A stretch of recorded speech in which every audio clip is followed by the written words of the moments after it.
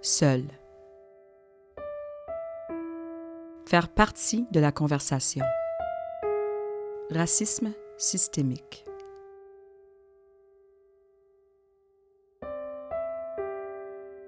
Fatigue. Allié.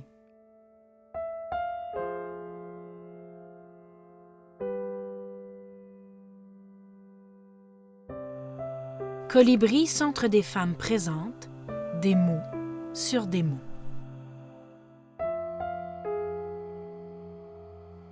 Bonjour, je m'appelle Nathalie Nadon, je suis comédienne, chanteuse, productrice, idéatrice et je suis maman.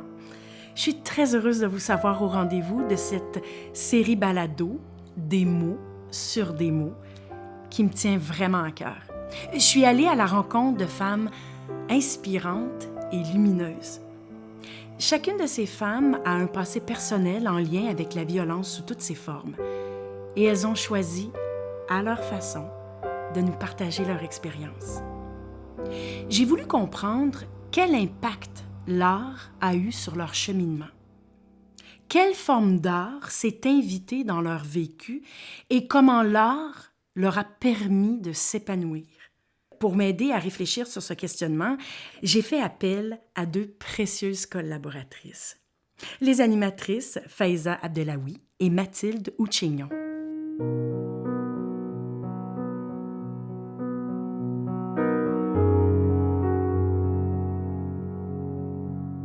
Mathilde, t'as rencontré Bernadette Clément. Bernadette Clément qui est sénatrice, qui a été la première femme noire francophone à être élue mairesse en Ontario, à Cornwall. Parle-moi de cette rencontre. Ah, quelle rencontre. Bernadette, c'est un parcours incroyable, c'est beaucoup de générosité aussi et un parcours extrêmement inspirant. Et dans cette rencontre, on a parlé de violence, mais d'une forme de violence qui ne dit pas toujours son nom. D'une violence ordinaire aussi, parfois invisible, parfois sournoise, mais dans les effets, elle est quand même éreintante, elle est fatigante et elle laisse ses traces. Une violence invisible qu'on va vivre seul en fait, et souvent au public d'ailleurs, avec des mots, des gestes, parfois aussi de la négligence en fait, des choses qui ne sont pas faites, et d'aller mettre des mots sur cette micro-agression, sur cette violence de tous les jours que certaines d'entre nous vont vivre pour un aspect qui serait totalement anecdotique en fait, de qui on est. C'est important et ce témoignage, ce partage généreux, comme tu le dis, vient apporter sa pierre comme chacun des aspects de sa carrière et de son engagement. Et en parlant, c'est là qu'on commence à changer les choses. Alors justement, je vous laisse écouter Bernadette.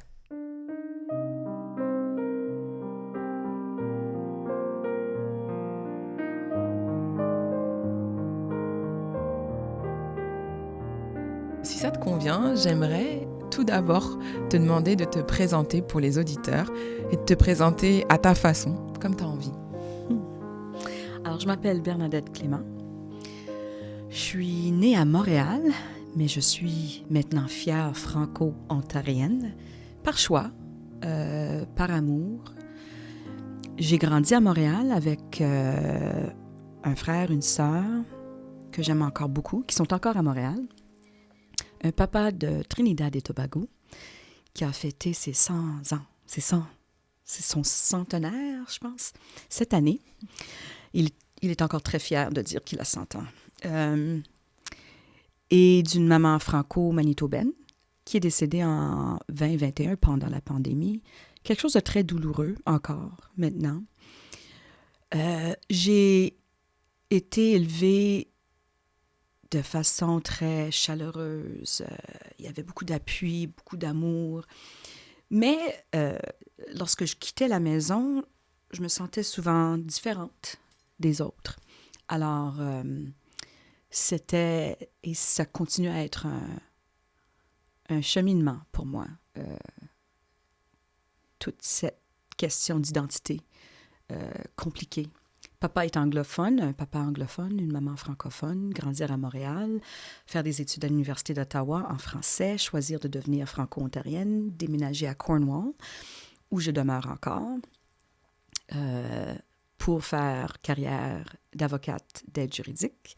Et je pratique encore, d'ailleurs, à temps partiel, pour devenir politicienne et mairesse de Cornwall et maintenant sénatrice pour la province de l'Ontario.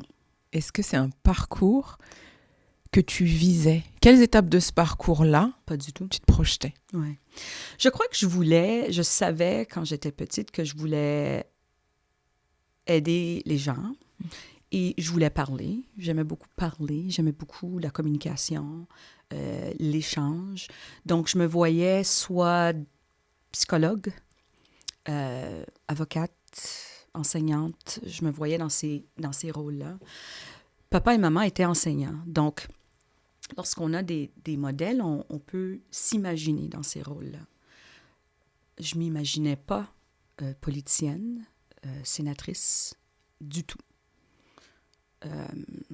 J'avais pas vraiment de modèle. J'ai pas de ces gens-là dans ma famille. Et je ne me voyais pas reflétée dans ces rôles-là. Donc, c'est un cheminement, qui me surprend encore. Oui, d'ailleurs. Le contexte où tu es devenue mairesse, il y a eu aussi la pandémie qui a vraiment beaucoup marqué ce mandat. Et puis, oui. Mairesse, femme, noire, dans un contexte francophone, dans un contexte majoritaire anglophone, à la frontière des États-Unis, de l'Ontario, du Québec, avec une communauté autochtone qui a aussi une grande présence à Cornwall. Oui. C'était quoi, en fait, le sentiment et peut-être les responsabilités qu'on se met quand on accède à ce poste dans un tel contexte? C'est toute une question, ça. Parce que j'ai été élue en 2018 comme mairesse et pendant l'élection, on m'avait conseillé de ne pas vraiment parler du fait que j'allais possiblement être la première femme noire mairesse en Ontario ou femme mairesse à Cornwall. Donc, j'en ai pas parlé. J'ai suivi ses conseils, puis on a fait une campagne très traditionnelle dans le sens qu'on parlait des taxes, des impôts, on parlait du déneigement, du bord de l'eau, du développement économique. Mais à chaque fois que je frappais aux portes, surtout s'il y avait des femmes, des jeunes femmes, des petites filles, elle me regardait, puis elle voulait en parler. Elle voulait en parler. « Ah, tu vas peut-être être la première. Oh! » Donc, j'avais ces conversations-là aux portes. Alors, si j'avais à refaire, je ne sais pas si je ferais ça différemment. Peut-être que oui. Parce que je pense que la fierté que j'ai en tant que femme francophone, femme noire, je veux dire, c'est puissant, ça me motive. Je pense que j'avais toujours peur que si j'en parlais trop, que les gens se sentiraient pas... se sentiraient exclus de mon parcours. Mais en fait, c'est pas ça du tout. Si on est fier de qui on est, puis si on est transparent dans la fierté, dans l'amour qu'on amène à cause de toutes ces différentes identités, je pense que ça peut aussi réconforter les gens, savoir que on connaît cette personne, on connaît qui elle est, elle nous parle de son vécu, de son personnel, sans que ça soit la seule chose. Quand on est mairesse, il faut qu'on parle des outardes dans le parc, il faut qu'on parle de l'environnement, il faut qu'on parle des relations qu'on doit bâtir avec les Mohawks d'Akwesasne. Je veux dire, il y a toutes sortes de choses, mais on peut aussi parler de qui on est. Donc, j'ai appris beaucoup pendant cette campagne-là. Et vraiment, c'était la soirée des élections, quand tous les médias étaient là pour dire « Hey, t'es la première! » Puis les gens de Cornwall, c'était comme « Ben, on la connaît, elle. » Pour nous, c'est qu'on a élu Bernadette. Et pour tant d'autres, j'étais la première. Mais pour les petites filles noires, par exemple, c'est super spécial. Et encore aujourd'hui. Encore aujourd'hui.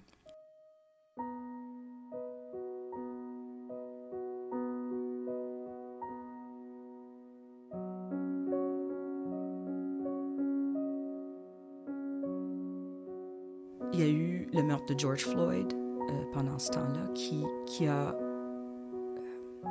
vraiment renouvelé la conversation de Black Lives Matter.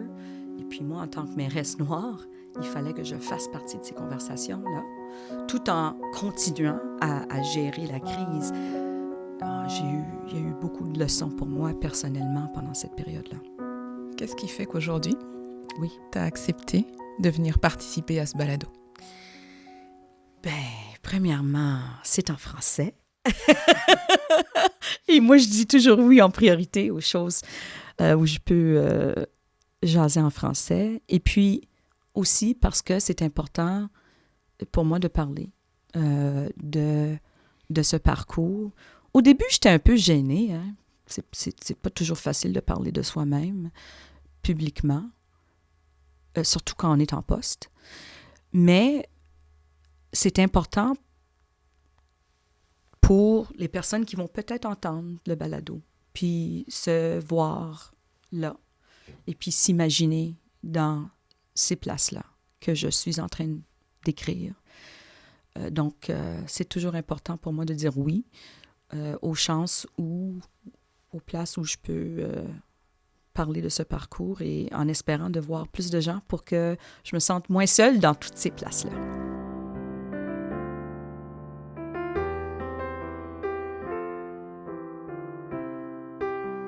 Bernadette, tu nous as parlé de ton enfance à Montréal, de ton contexte familial, multiculturel. Moi, je me reconnais beaucoup là-dedans, et aussi de ce cocon peut-être à la maison, dans le regard de tes parents.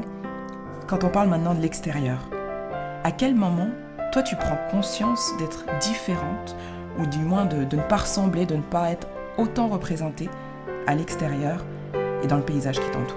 Ouais. Toute jeune, dans les cours d'école, se faire appeler le mot en haine. Ouais. Et puis ça a continué, ça. Je peux pas dire que c'était tout le temps, là. Mais c'est que même si on se fait dire ça 2 fois, 3 fois, on se souvient de toutes ces fois-là. Et quand j'étais adolescente, ma sœur, je suis très proche de ma sœur et de mon frère, puis je suis l'aînée, donc j'avais un peu un rôle de protectrice. Ma sœur s'est fait appeler Aunt Jemima. Alors, Aunt Jemima, c'est la femme noire qui était sur les bouteilles de sirop. Donc, nous, on savait c'était qui, ça, Aunt Jemima. Puis, ma sœur, c'était insultant. Et puis, moi, je me suis sentie impuissante au niveau de pouvoir protéger ma sœur de ce genre de choses-là. Mais je me souviens des conversations entourant tout ça.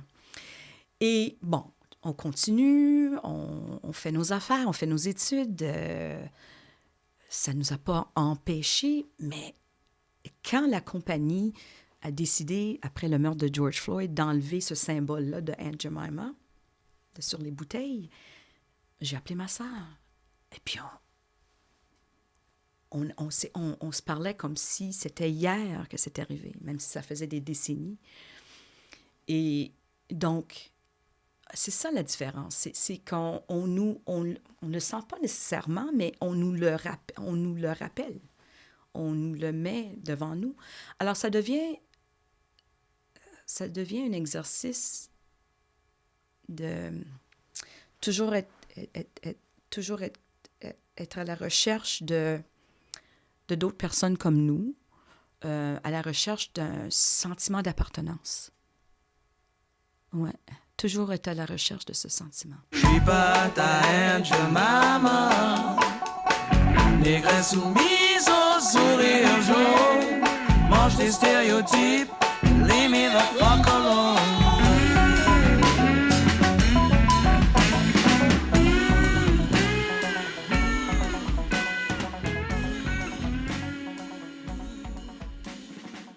Tu nous as décrit différentes situations, que ce soit dans l'enfance, que ce soit quand on arrive à un endroit et que c'est pas évident, que c'est vous qui êtes la personne justement qu'on attend, que ça choque encore. Est-ce que tu décrirais ça comme des formes de violence, justement? Et puis, est-ce que tu pourrais me parler de toi, la manière dont tu décris tout ça?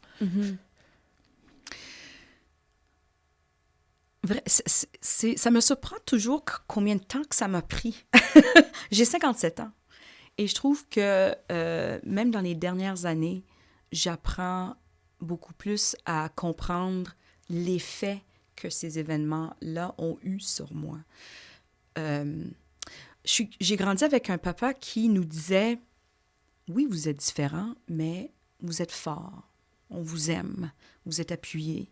Et quand vous allez sortir de la maison, vous allez être capable de tout faire. Donc, j'avais ça toujours en tête. Et puis mon père, lui, il ne voulait pas s'attarder au négatif. C'est un immigrant. C'est quelqu'un qui a vécu des choses, lui aussi, qui nous en parlait, mais toujours avec le sens que c'est un défi, mais il faut aller de l'avant. Faut pas trop en parler non plus, parce qu'on a du travail à faire. Mais je me rends compte qu'il faut en parler. Ça fait du bien d'en parler et ça fait du bien à d'autres. Moi, j'aurais voulu entendre beaucoup plus d'histoires de gens qui passaient à travers ce que moi, je passais à travers. Ce sentiment d'être seul, c'était pas mal aigu parce que on n'était pas beaucoup et puis on n'était pas nécessairement encouragé à en parler. Mais dans les dernières années, quand j'en parle et je réalise que je me souviens de toutes ces... C'est quoi le mot? Micro-agression? De tous ces moments que je me souviens que je peux encore me remettre dans la situation et me souvenir du sentiment que j'avais. Alors, est-ce que c'est violent? J'imagine que oui. Ouais. Je pensais pas comme ça dans le temps. C'était des choses que je prenais comme... Ça faisait partie de mon parcours et je faisais comme mon père. J'avançais, je faisais mes études. J'essayais vraiment d'être parfaite dans tout ce que je faisais pour justement éviter la critique ou éviter les moments où j'allais me sentir peut-être visée par des commentaires. Ça crée un stress. Ça fait du bien maintenant de pouvoir en parler. Et quand j'ai des conversations avec des jeunes qui ont entendu une entrevue ou qui ont lu quelque chose que j'ai décrit et qui me disent « c'est bon, je me sentais comme ça, puis là, je me vois. » Je réalise que c'est important de le faire. J'hésite encore à utiliser le mot « violence », mais ce que je suis en train de décrire, je pense que ça l'est.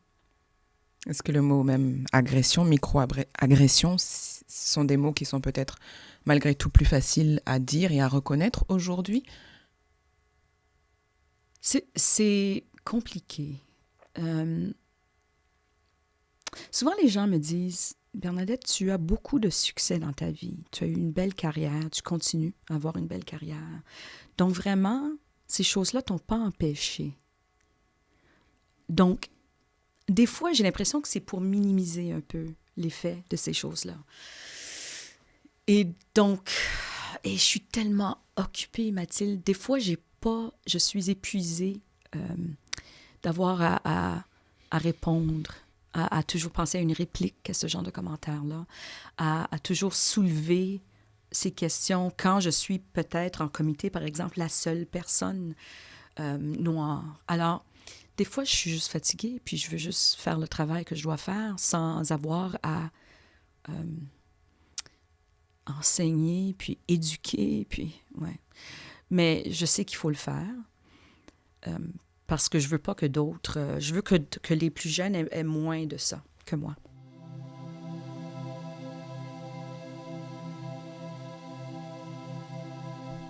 J'entends que c'est sans doute fatigant d'être toujours la représentante de la diversité partout où tu passes.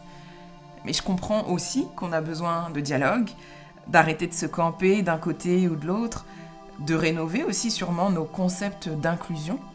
Mais comment faire, selon toi?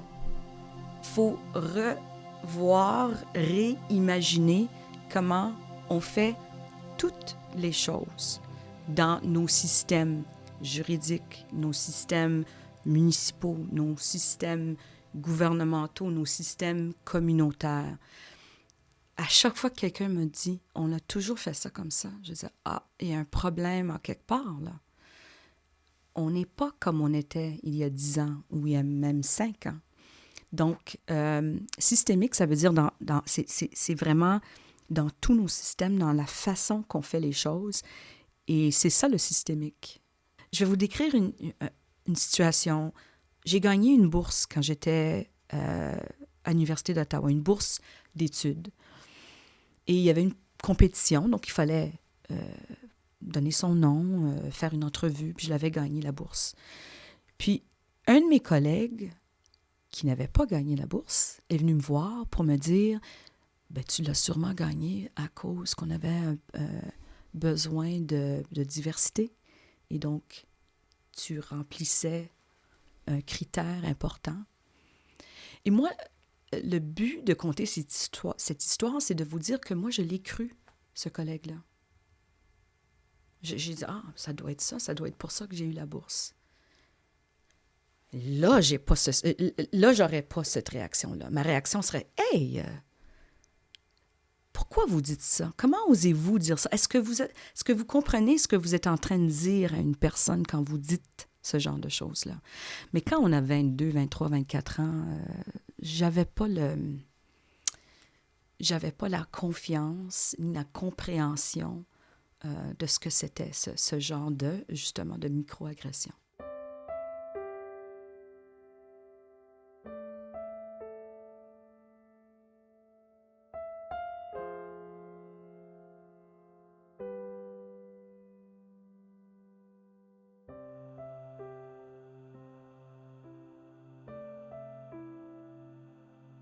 Récemment, je me tourne plus vers les visages. Et je pense aussi c'est parce que je suis en train d'être plus à l'aise avec mon identité et je veux voir des visages comme le mien dans les galeries d'art, justement dans mon bureau. Alors au Sénat, je dois passer dans des couloirs remplis de vraiment très belles pièces d'art. Mais souvent, ce sont des hommes blancs. Et donc, je me vois pas du tout dans ces pièces-là, dans les couloirs, dans les lobbies. Et donc, dans mon bureau au Sénat, et je suis dans le bloc de l'Est, alors sur la colline parlementaire, j'ai été voir la Banque d'art pour justement louer des pièces. Et cette location, ça encourage les artistes vivants canadiens. Et cet exercice-là, ça m'a fait tellement de bien d'aller voir quelqu'un pour dire « J'aimerais des artistes noirs, femmes, franco-ontariens. J'aimerais des visages comme le mien, des visages mohawks dans mon bureau. » Alors, j'ai toute une collection d'art. Dès que je rentre dans mon bureau, il y a plein de couleurs, il y a plein de visages. Il y a de l'abstrait aussi parce que j'aime encore ça. Mais ça me fait du bien. Puis c'est justement c'est comme une réponse à ce que je vis quand je marche dans les couloirs. Mm-hmm. Qu'est-ce que l'art, finalement, dans ces circonstances, c'est une manière de reprendre aussi le pouvoir? Oui. Un certain contrôle, pouvoir. Aussi, je veux dire, pour moi, ça mène à une détente aussi. Tu sais, à la fin de la journée, je suis contente d'être là et d'avoir ces pièces d'art autour de moi. Puis toutes les pièces d'art ont une histoire qui m'interpelle au niveau de mon identité. Ça me fait du bien parce que, justement, mon identité, cette complexité d'identité, c'est un pouvoir aussi. C'est une puissance. Je suis à l'aise avec la complexité. Puis c'est une compétence. Alors, l'art sur les murs de mon bureau, c'est un rappel de cette compétence.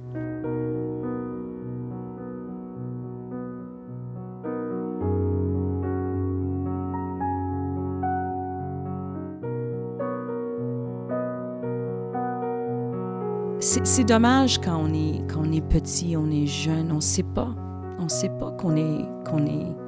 qu'il y a d'autres comme nous qui sont en train de vivre ces difficultés. Et je sais pas si les jeunes maintenant, à cause des médias sociaux, si c'est vraiment un réconfort d'avoir ces gens-là en médias sociaux ou bien si ce sont des espaces qui ne sont pas sécuritaires, justement, pour des jeunes qui se sentent différents. Parce que moi, j'avais pas de recours. Je pouvais pas aller sur Facebook ou pour dire « Hey, j'ai eu cette expérience-là aujourd'hui. J'aurais peut-être voulu avoir plus de communication avec d'autres jeunes, plus de conversation. » Mais j'avais pas les mots pour décrire les sentiments. Et donc, c'est ça, justement. J'avais pas les mots pour expliquer ce sentiment de différence. Et maintenant, quand je regarde ça, je me dis « Ah, c'est ça que je ressentais. » Puis, j'aurais eu besoin de plus de conversation. Mais tu sais, on rentrait à la maison, on parlait des devoirs, on vivait notre vie. Puis, on n'avait pas autant de conversations que j'aurais voulu entourant cette question-là, de se sentir différent, de se sentir un peu seul dans toutes sortes de situations. Au niveau des sujets qui te touchent, que tu as à cœur et que tu as évoqués au fil de la conversation, tant en tant qu'avocate que politicienne, sénatrice, il y en a plusieurs qui sont revenus. C'était cette idée de responsabilité, d'être là et puis d'avoir en fait le pouvoir pour beaucoup qui ne sont pas représentés.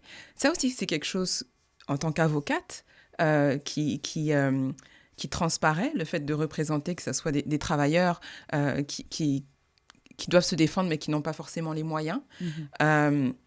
En tant que mairesse, ou maintenant aussi, tu mentionnes ta sensibilité à la cause autochtone. Mm-hmm. Est-ce que finalement, le fait d'avoir été peut-être sous-représenté n'est pas une force et n'a pas un énorme impact au niveau de tout ce que tu fais, même pour les autres qui ne te ressemblent pas également? Oui.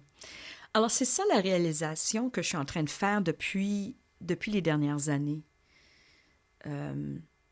C'est bien de vieillir, finalement. Ça fait du bien. Peut-être pas dans le corps, mais au niveau de l'esprit, des capacités, de la compétence, ça fait du bien. Je trouve que je suis à l'aise vraiment avec toutes ces identités. Et donc, c'est bon, ça. J'amène ça dans toutes les places que j'occupe. Et donc, ça m'inspire. Et l'inspiration, c'est toujours une source de force et de motivation. Donc, oui. Et je suis à l'aise avec la complexité. Quelqu'un me dit « Ah, mais j'ai tel problème, puis est-ce que vous voyez la problématique? » Oui. Est-ce que ça vous dérange? Non. Parce que francophone, anglophone, noir, blanc, allié, je viens d'une petite ville, je déménage, je suis née à Montréal, mais je vis dans une petite ville, là je suis à Ottawa, je suis à l'aise avec toutes sortes de choses qui vont être là à résoudre. Donc, oui, c'est une force. C'est pas un problème. Le problème, c'est quand je sens que je dois me défendre. Et là, c'est là que je viens un peu épuisée. Je veux pas défendre mon identité. Je veux que ça soit célébré tout le temps. Ça ne l'est pas toujours. Ouais. Espérons que ça change. Oui. Est-ce que, au-delà de l'image qu'on attend souvent, que tu projettes, est-ce qu'il y a parfois un sentiment de colère qui est là et est-ce que tu l'exprimes? Oui. Je suis des fois en colère. Et pour moi, la colère, ça mène à des larmes. Et j'ai dû gérer cette colère-là, surtout en tant que politicienne. et en tant que femme noire. Parce qu'il y a souvent des perceptions des femmes noires comme étant des personnes qui portent justement une rage. Et lorsqu'on est mairesse ou conseillère ou sénatrice, le public n'est pas toujours très content de voir des femmes en poste fâchées. Et donc, c'est une question que je dois gérer. Je suis de plus en plus à l'aise avec les émotions en public. Le fait de pleurer en public lorsqu'on est en poste, on est en fonction, c'est pas la fin du monde. En fait, on est humain et souvent, lorsqu'on est en fonction, pendant une pandémie, par exemple, ou même pendant une réunion où on est en train de discuter d'un sujet particulièrement difficile, c'est correct d'avoir de l'émotion. Bon, il y a des limites quand même, il ne faut pas perdre contrôle, mais en vieillissant, j'accepte un peu plus cette colère-là pour justement qu'elle me motive lorsque j'en ai besoin, quand les dossiers sont chauds, quand les questions sont importantes. Et donc, j'apprends à vivre avec cette colère et à l'utiliser et à la gérer, mais aussi à être plus transparente au niveau des émotions. Et c'est correct d'être fâchée. Je me souviens, à un moment donné, j'étais fâchée dans une réunion du conseil de la ville à Cornwall. Et puis, j'avais haussé le ton. Et puis, un de mes collègues a dit « Ah, Bernadette, je pense que tu as besoin de repos. » Puis je me suis dit « Wow! » Quand le gars, lui, il exprime la colère, c'est de la passion. Et quand une femme exprime la colère, c'est peut-être autre chose. Alors ça revient à la question de femmes en leadership. Et je suis encore en train de gérer tout ça, mais aussi de vouloir être plus transparente. Au micro, en réunion, si on est en colère, on peut l'exprimer. Si j'ai les larmes aux yeux, c'est pas la fin du monde. Ça fait partie de la chose politique. Oui, les stéréotypes de genre, en fait, qui ont encore à évoluer en politique spécifiquement. Oui. Alors, Bernadette, merci beaucoup pour cette conversation. On est passé par beaucoup de cheminements et j'ai beaucoup apprécié ce que vous avez dit. Je crois qu'aujourd'hui, ça a une résonance avec beaucoup de personnes qui nous écoutent, moi-même et plein d'autres. Alors, merci d'abord pour tout ce partage. Merci à toi, Mathilde. Tu as beaucoup de talent. Merci.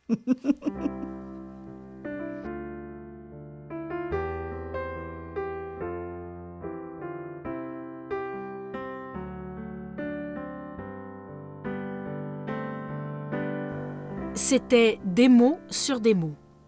Productrice, Nathalie Nadon. Productrice au contenu, Janie René. Réalisateur, Louis-Philippe Galland. Animatrice, Mathilde Ouchengon, Faiza Abdallaoui et Nathalie Nadon. Preneur de son, Dave Poulain, Nine Studio, et Marin Stemelen. Identité visuelle, Marie Rauque. Musique originale, Janie René et Louis-Philippe Galland. Texte additionnel, Ma peau de Saramé. Musique additionnelle, Cécile Doukingué. Cette série balado est produite par DMC Productions pour le Colibri Centre des femmes francophones du comté de Simcoe et profite de l'appui financier du gouvernement de l'Ontario. Vous n'êtes pas seul. Des organismes sont là pour vous aider. Si vous nous écoutez dans la région de Simcoe, en Ontario, vous pouvez prendre un rendez-vous virtuel ou en personne avec une intervenante de Colibri Centre des femmes, notre partenaire, du lundi au vendredi, de 8h30 à 16h30, composez le 705-797-2060 ou écrivez à info@centrecolibri.ca. Si vous nous écoutez d'ailleurs en Ontario et que vous avez besoin de soutien, contactez la ligne de soutien FAMED, accessible 24 heures sur 24, 7 jours sur 7, au 1-877-336-2433. En cas d'urgence, faites le 911.